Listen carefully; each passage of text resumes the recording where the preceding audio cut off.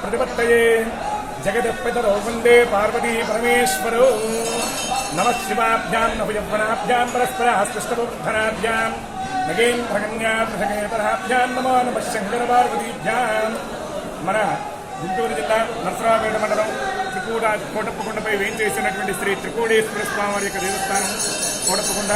ఈ స్వామివారికి కోటప్పకొండ మీద వేయించేసినటువంటి భక్తుల పొంగు బంగారమై కొలువుదేలినటువంటి శ్రీ త్రికోటేశ్వర స్వామివారికి కార్తీక మాసం పరమ పుణ్య పవిత్రమైనటువంటి మాసం.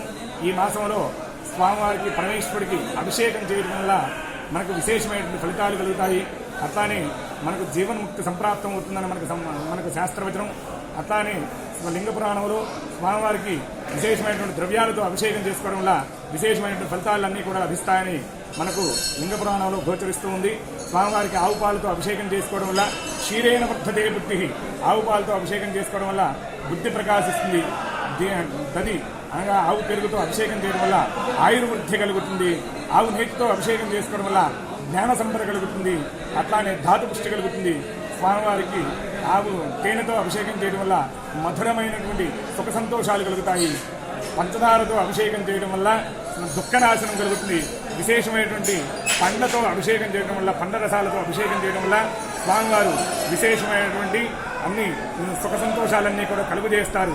ఒక్కొక్క ద్రవ్యంతో అభిషేకం చేయడం వల్ల ఒక్కొక్క విశేషమైనటువంటి ఫలితం కలుగుతుందని మనకు శాస్త్రవచనం.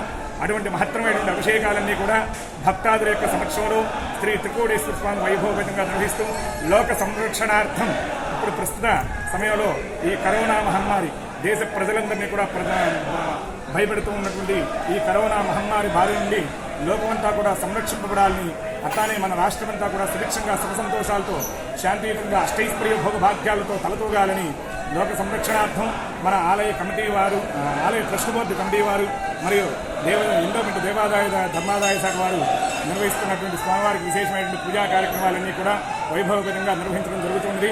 కావున భక్తాదులందరూ కూడా ఈ యొక్క మహత్తరమైనటువంటి పూజా కైంకర్యాల్లో 50 మంది భక్తాదులందరూ కూడా పాల్గొని స్వామివారి యొక్క విశేష కృపచే మన